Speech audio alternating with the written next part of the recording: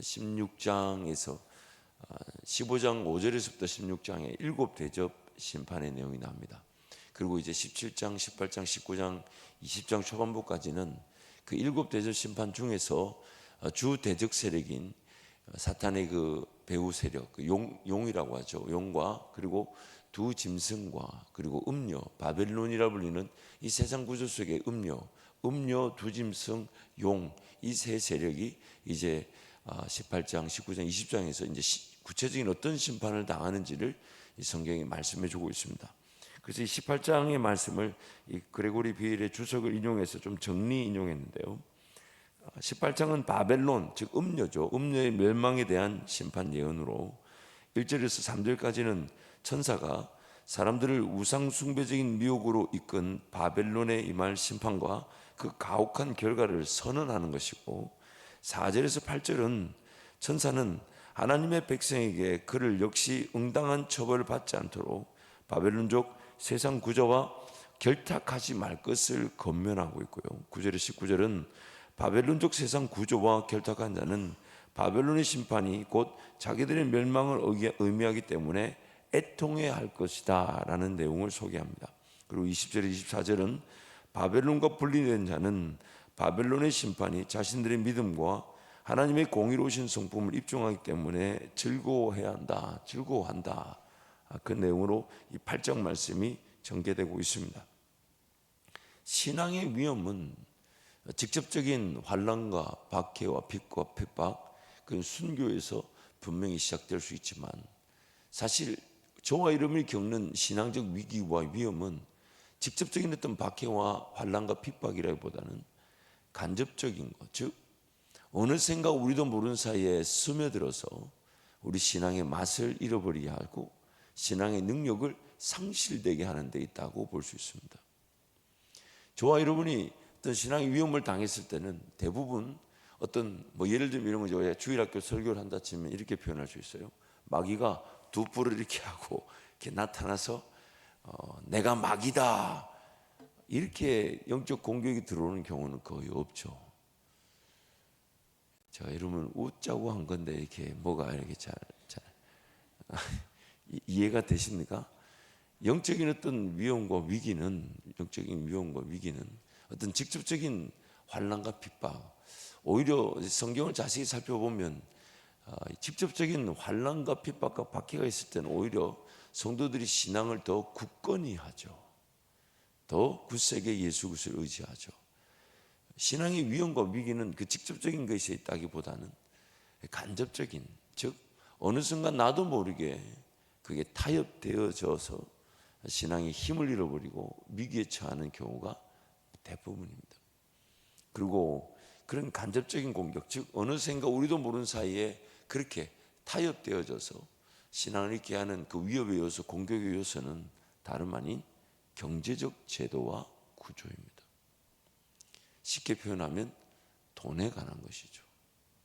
그래서 지금 큰 성 바벨론이라 불리는 그 음녀가 심판당할 때에 함께 심판을 당하는 그 내용들을 오늘 18장에서 자세히 소개하고 있는데, 그 함께 심판을 당하는 내용들이 뭐냐면 다름 아닌 세상 경제 구조 속에서 함께 유익을 얻었던 자들, 함께 유익을 얻던 그 왕들이라든지 혹은 상인들, 땅의 왕들과 땅의 상인들이라는 표현이 반복해서 제시되죠. 그리고 이 내용을 쭉 읽다 보면 경제 구조 속에서 등장하는 모든 제품들이 다 등장하고 있습니다. 그때 그 상업적 구조 속에서, 경제 구조 속에서 거래되었던, 심지어 그런 어떤 해양에서 선박을 타며 물건을 옮겼던 유통에 관한 그런 경제 구조까지 일일이 다 등장하고 있습니다. 그래서 이 큰 성 바벨론, 이 음녀가 멸망을 당할 때에 그 모든 경제 제도와 경제 구조가 함께 멸망을 당하게 되고, 그 경제 제도와 구조 속에 함께 이익을 받던 자들도 큰 성 바벨론이 무너지니까 자신들도 함께 멸망을 당하는 것으로 애통해하고 있습니다. 그리고 성도들에게 당부하기를, 그 큰 성 바벨론이 무너질 때 같이 멸망당할 수 있으니 그 경제 제도와 구조 속에 타협하지 말고 빠져나오라고 권면하고 있는 것입니다. 우리가 이미 앞에서 살펴본 그 초대교회 7교회 그 메시지들을 자세히 살펴보면 그 기저에 여러 가지 공통적인 내용이 있죠. 그 공통적인 내용이 뭐냐면 당시 황제를 숭배하지 않으면 실드 구조라고 그래서 상업 구조에 포함되어 있지를 못해서 합법적인 거래를 하며 또 그 합법적인 공간에서 정부의 지원을 받고 정부의 어떤 보호 아래서 상업 활동할 수 있는 그 권리가 상실되게 됩니다. 상인으로서의 합법적인 그 권리와 그런 지위를 잃어버리게 되는 것이죠. 그래서 그런 경제 활동 자체가 어려워지죠. 그 경제 활동이라는 그 무기를 가지고 황제를 숭배할 것을 교회들이 요구당했었고, 대부분의 교회들은 그 황제 숭배 사상에 타협되지 않기를 성령께서 말씀하고 격려하고 있습니다. 오늘 저와 여러분의 삶도 마찬가지입니다.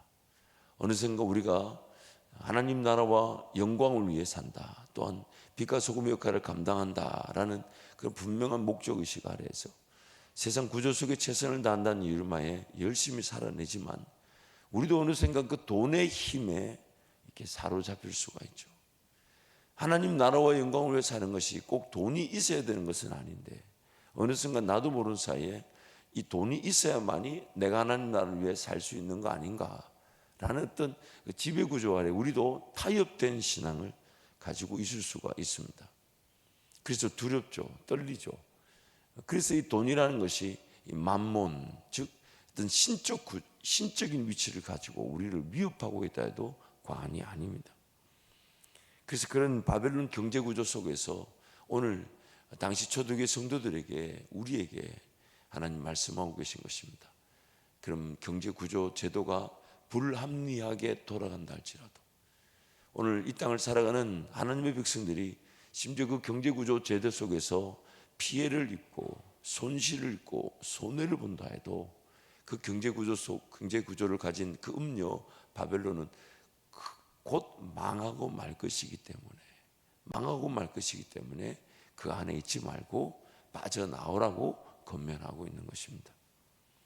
그래서 그레고리 빌의 주석 내용을 좀 소개하면 오늘날 교회 안팎에서 기승을 부리는 세속화는 언제나 경건한 기준을 이상한 것으로 악한 가치를 정상적인 것으로 보게 만들고 그리하여 우리는 세상이 정상이라고 간주하는 것을 받아들이라는 유혹을 받는다. 우리는 일자리를 유지하고 집이나 차를 사고 은퇴를 위해 신중한 경제 계획을 짜는 것과 같은 행위를 하는 동안 실제로 이런 유혹들을 어떻게 피할 수 있는가? 굉장한 긴장감을 가지라라고 권면하는 것이죠. 경제 구조 그 자체가 잘못된 것은 아니지만 경제 구조 자체 속에서 살아간다는 이유로 오늘 내 신앙의 힘을 잃고 타협되어진다면 그렇다면 오늘 내 신앙을 다시 살펴봐야 되지 않나. 마땅히 경제구조 속에서도 그 영향력 즉 빛과 소금 역할을 감당해야 되겠지만 그러나 그 경제구조가 나의 신앙을 위협하고 내 예배를 내 기도를 방해하고 있다면 또한 그런 예배 공동체 교회 공동체가 그 경제구조 속에 타협되어져서 그런 하나님 나라 영광의 그 예배와 하나님께서 드려지는 그 신앙의 그런 능력 자체를 부인하게 만든다면 그럼 그 경제구조 속에 있을 것이 아니라 빠져나오라는 것이죠. 그래서 그 초대교회에 그 빠져나왔던 사람들의 공동체가 쿰난 공동체였습니다. 그 지하 무덤 속에 굴을 파고 거기서 신앙을 지키기 위해 좀 못 먹고 좀 불편하고 심지어 햇빛조차 잘 보지 못해도 신앙을 지키기 위해 그 쿰난이라는 그 무덤 속에 공동체를 세우고 거기서 신앙을 지키며 하나님의 그 예수 그리스도의 재림을 기다렸었습니다. 지나치게 극단적으로 볼 일만은 아닙니다. 오늘 우리의 신앙도 마찬가지입니다. 그래서 경제구조 속에 너무 깊숙이 빠져들어가 거기서 내 신앙의 힘을 잃어버린다면 좀 분리되어질 필요가 있죠. 구별되어질 필요가 있죠. 그래서 이 주일의 예배 또 교회 공동체 또한 우리 성도 간의 사랑의 공동체 이런 것들이 우선이 되어야 되는 것은 이 세상을 살아간다는 이유로 그 경제구조 속에서 신앙을 잃어버릴 수 있는 위기가 있기 때문입니다. 이렇게 말을 하다 보니까 좀 말이 어려운 것 같아요. 좀 쉽게 설명을 드릴게요. 돈 번다고 신앙 잃어서는 안 된다는 겁니다. 됐습니까? 돈 번다고 신앙 잃어서는 안 된다는 거예요. 내가 신앙생활을 잘하기 위해 지혜를 가지고 세상을 살아가야 되는 것이지, 내가 돈을 벌어서 하나님 나라의 영광을 위해 살아가겠다는 이유로 신앙이 식어져서는 안 됩니다. 안 됩니다. 심지어 18장 내용을 자세히 살펴보면요, 그런 경제 구조 속에 타협된 교회, 목회자들, 이 사역에 대한 경각심도 우리에게 소개하고 있습니다.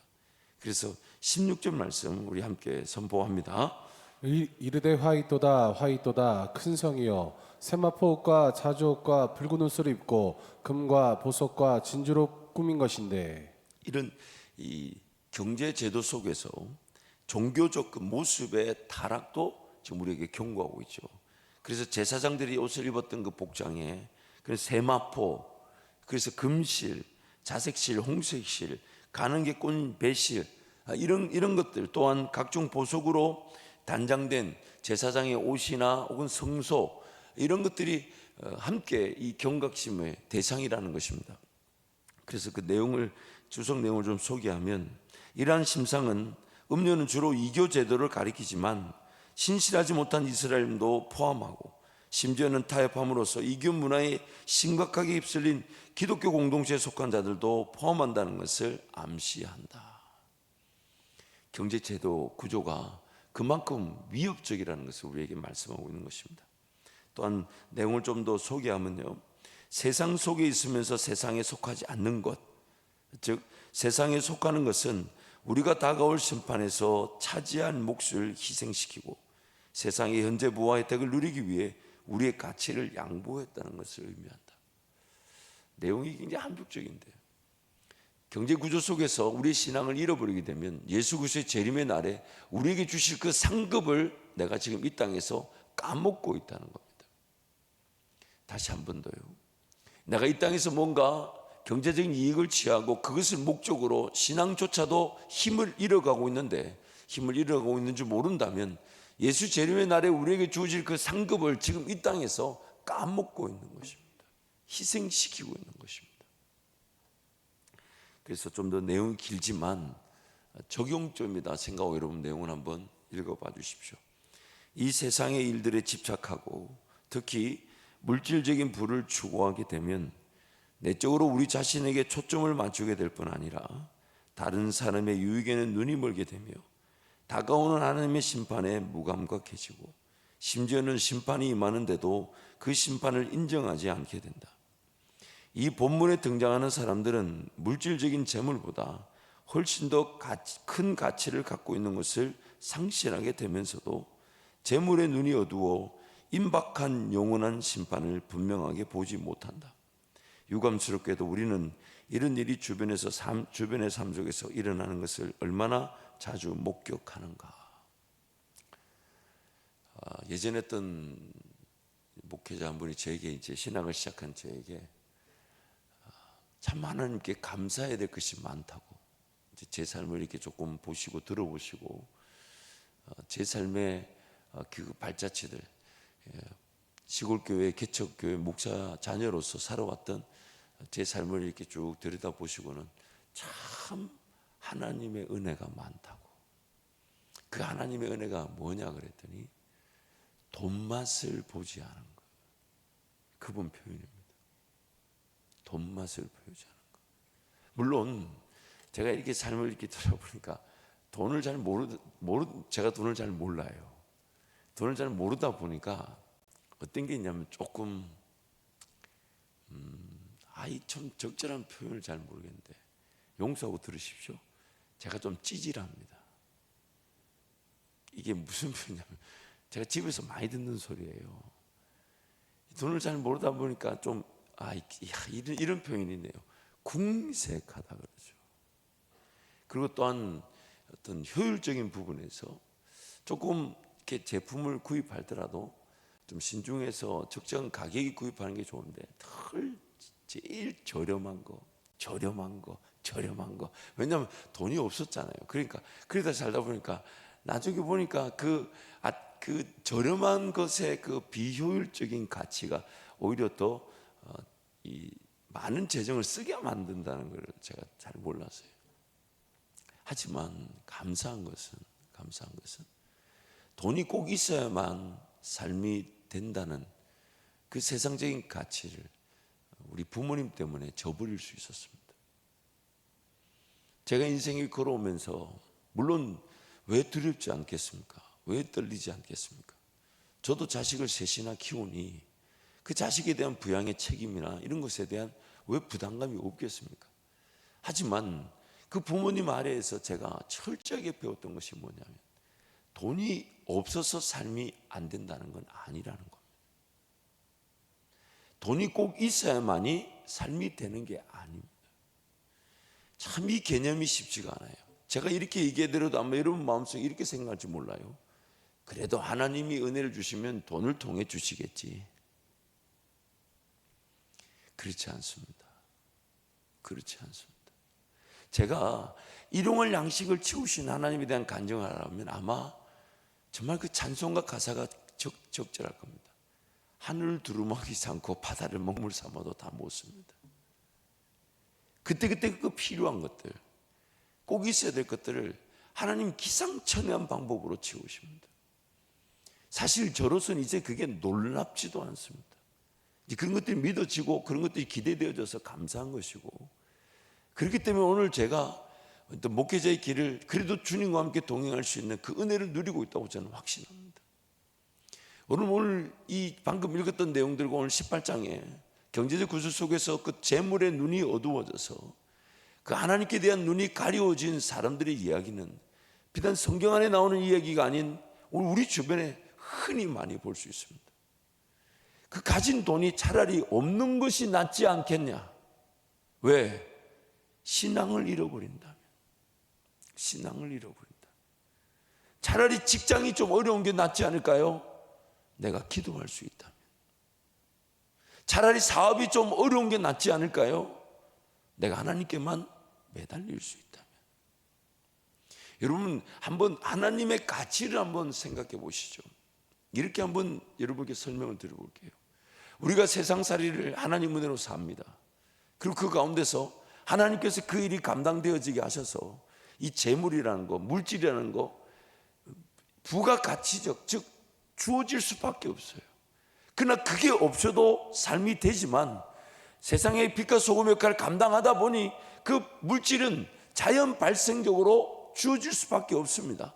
그래서 그 물질이 주어져서 그 영향력으로 사람들을 세우고 사람들을 일으키고 사람들에게 복음을 전하고 하나님 나라 가치를 소개해서 당신들도 나와 함께 하나님을 섬기게 되면 이런 환경을 만들고 이런 직장을 만들고 이런 사업을 하게 될 것이라고, 그거 마땅히 하나님께 영광이 될 것입니다. 마땅히 하나님께 영광이 될 것입니다.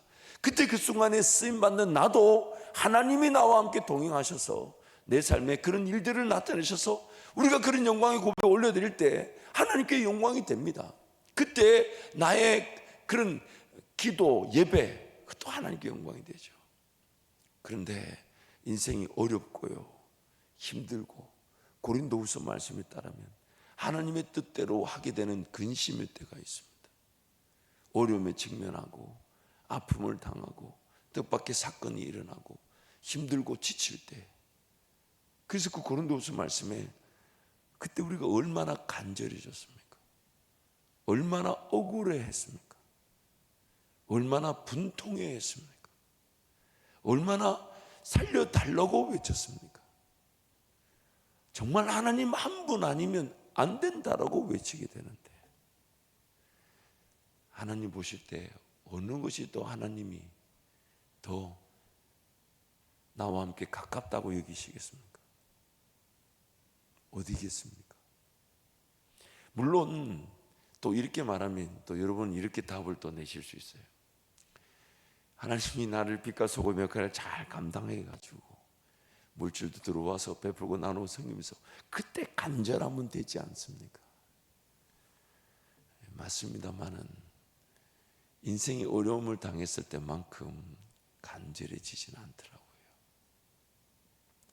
저와 여러분이 사람이라는 한계, 그 한계를 갖고 있다 보니까 분명히 그 간절함에 정말 하나님만 온전히 찾고 살아야 되는데, 우리가 조금 승승장구한다 하고 괜찮다 하고 그 영향력과 가치를 세상적 가치 속에서 실현한다고 할 때는 그 간절함이 그렇게 잘 나타나지 않더라고요. 그래서 하나님이 뭔가 감당하고 있는 일을 잘 감당하고 있을 때 종종 겸손하게 만드실 때가 있지 않았습니까? 그렇지 않아요? 그리고 항상 하나님의 그 은혜의 일들이 나를 통해 나타날 때 그것이 정말 온전히 하나님께 영광이 되면 좋겠는데 거기서 모자람이 있고 부족함이 있고 아쉬움이 있고 심지어 더 잘할 수 있었는데 왜 그렇게 했을까라는 그런 연약함을 늘 뭔가 좀 남겨놓듯이 이렇게 남겨놓으신 것은 나로 하여금 더 하나님 앞에 엎드릴 수 있도록 하나님 그분 한 분이면 충분함을 고백할 수 있도록 하나님 그분 앞에 철저하게 삶을 다시 내려놓고 맡겨드릴 수 있도록 그렇게 하나님 나에게 그 겸손의 장치로 항상 이렇게 은혜를 주시죠. 요즘 들어 이렇게 조금 하나님께서 기회를 주셔서 이렇게 쓰임 받을 때가 있지만 예전에는 기회가 없어서 나를 너무 못 알아주는 거 아닌가 이렇게 어렸을 때는 그렇게 생각했어요. 근데 조금씩 기회가 주어질 때마다 제가 가지게 되는 이 자세는 그 감당할 때도 하나님이 은혜를 주시지만 감당하고 나면 쓰임 받은 것에 대한 기쁨도 기쁨이지만 그것보다 이 연약하고 부족한 인간을 써주신 하나님에 감사하지만 그 연약함과 부족함이 더 많이 느껴져서 정말 하나님 앞에 더 엎드리지 않으면 안 된다는 거. 예전에는 어렸을 때니까요. 왜 이렇게 기회가 없는지 하나님 못 알아봐 주는지 아니 교회나 성도를 왜 교회가 성도가 나를 못 알아봐 주는지 이런 좀 어리석은 생각을 많이 했어요. 근데 어느 순간 하나님께서 조금씩 기회를 주실 때마다 그래서 그 쓰임 받는 것도 영광이지만 쓰임 받고 나면 뭐가 그렇게 불편하고 아쉽고 사실 우리 교회에서 말씀을 전할 때는 그래도 좀 아쉬움이나 불편이 있어도 뭐 어떡하겠어요. 또 다시 함께 걸어가는 수밖에 없는데 다른 데는 그게 한 번에 끝날 수가 있잖아요. 예를 들면 우리 교회에서 조금 말씀을 전할 때 아쉬웠던 부분은 다음 주에 그걸 만회할 기회라도 좀 있어요. 이렇게 이 뭔 말인지 잘 모르시죠? 아니 이해가 되시죠? 그렇죠? 제가 강단에 설 때마다 이 설교 나오고 나면 아쉬움이 있습니다. 그 저도 아쉬운데 또 목양실 내려가면 또 한 분 기다리고 계셔서 또 적나라하게 이렇게 그게 왜 그렇게 했냐 저렇게 했냐 심지어 어제는 어떤 불편한 말을 뭐 5번 다 세고 있었다 그러더라고. 참 특별한 은사예요. 보통 은사가 아니에요. 그래서 돕는 배필인지 돕는 어떤 뭔지 잘 모르겠는데 근데 이제 다른 어떤 교회나 모임에 가서 하나님께서 이렇게 쓰임 받게 하실 때는 그게 참 쓰임 받은 게 굉장히 귀한 일인데도 불구하고 오히려 제 연약한 부족함으로 하나님 은혜를 구하게 만드는데 어느 날 새벽에 그 연약함과 부족함을 하나님 앞에 구하면서 기도하는 제 자신이 참 감사했습니다. 왜냐하면 그 연약한 부족함을 깨닫지 못한 제가 그냥 쓰임 받은 것으로 승승장구하는 줄 착각하는 것보다 부족하고 연약한 데 하나님 써주셔서 감사한데 하나님 그때는 좀 더 잘 섬길 수 있었고 잘 전할 수 있었고 좀 더 기도로 잘 준비될 수 있었을 텐데 그 아쉬움을 느끼는 제가 참 감사했었습니다. 오늘 우리의 삶도 마찬가지입니다. 여러분 경제 구조 속에서 최선을 다해 살아가야 합니다. 그러나 그 경제 구조 속에서 만약에 신앙의 타협의 요소들이 있다든지 내 신앙이 식어진다든지 하나님과의 관계가 소홀해진다든지 복음을 전하는 그 전도자의 삶이 좀 소홀히 된다면 그 경제 구조 속에서의 나의 삶의 시간표를 다시 점검해 봐야 할 겁니다. 다시 점검해 봐야 돼요. 생각해 보세요. 이렇게 한번 단순하게 한번 적용해 보죠. 예수님을 만나는 자리가 기도의 자리에 되겠습니까? 세상에서 일하던 자리에 되겠습니까? 아니 예수님을 만난 자리가 세상에서 돈 버는 자리에 되겠어요? 예배하는 자리에 되겠어요? 그럼 어느 게 계속 연습되어져야 됩니까? 어느 게 계속 훈련되어져야 됩니까? 어느 게 더 정말 더 깊어져야 되고 더 확실해져야 되고 더 분명해져야 됩니까? 오늘 우리의 이 예배가 예배다워지게 되면요 하나님께서 어떤 은혜를 주시냐면, 저와 여러분은 예배의 자리, 예배의 시간, 기도의 자리, 기도의 시간은 더 많아지지만 내가 돌봐야 될 가정과 일터는 하나님이 돌봐 주시는 거 아닙니까? 하나님, 나를 대신해서 더 잘 일할 수 있는 사람들을 세워주시고, 나를 대신해서 몸으로 헌신해 줄 사람들을 세우고, 그들을 기도로 내가 세우고. 그래서 모세에게 요구하셨던 것은 두 손 들어 하나님 앞에 간구하는 것뿐이었습니다.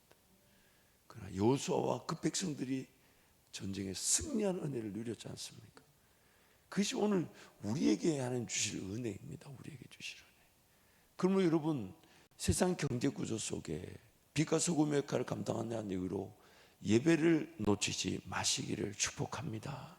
기도를 소홀히하지 마시기를 축복합니다.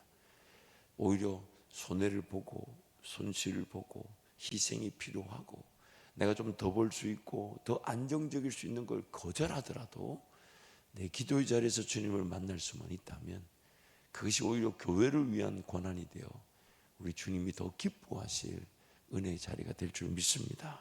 특별히 오늘 본문 말씀 보면 이 8절과 17절과 19절에 보면 그 멸망이 순식간에 닥치는 걸 보여주고 있어요.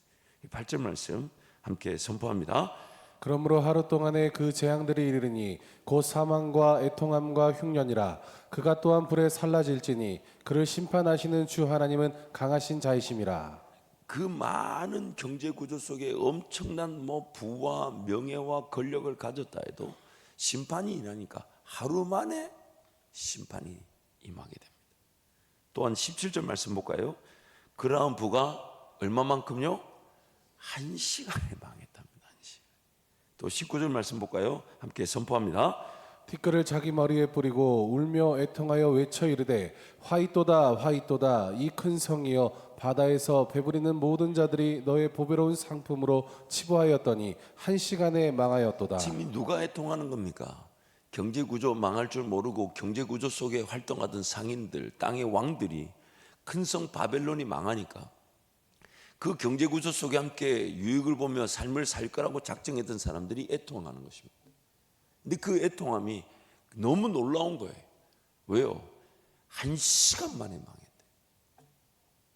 그러니 그 경제구조 속에 불이익을 당했던 성도들이 쿰란이라는 공동체 땅에 그 굴을 파고 그 지하에 숨어들었던 성도들에게 하나님께서 사도 요한을 통해 요한계시록의 말씀을 줄 때 이 말씀이 얼마나 위로가 됐겠습니까?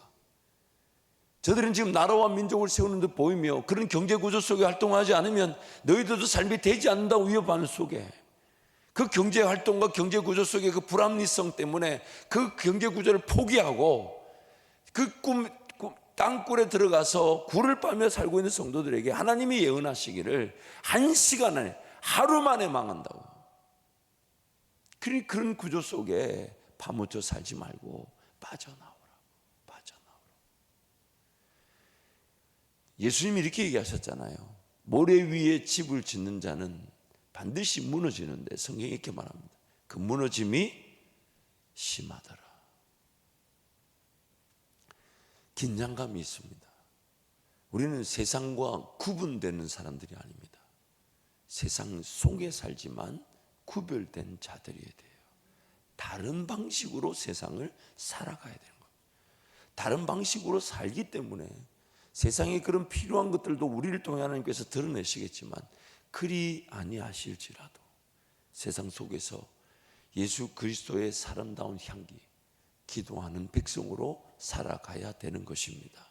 그러므로 여러분 오늘도 마땅히 감당되어질 세상의 삶, 일터, 직장이지만 하나님과 동행하며 기도하는 가운데 감당되어진 여러분의 일터가 되시기를 축복합니다. 하나님께서 반드시 은혜를 주셔서 세상 구조 속에서 오늘 우리 일터와 가정이 빛과 소금 역할을 감당하게 하실 것이지만 그러나 내 신앙, 내 예배, 내 기도보다 앞설 수가 없는 거예요. 기도하기 위해, 예배하기 위해 하나님이 오늘 경제 구조 속에서의 활동을 허락하신 것이지 경제 구조에서 잘 살라고 기도하라는 게 아니에요. 오늘 나는 예배하는 자들입니다. 기도하는 자들입니다.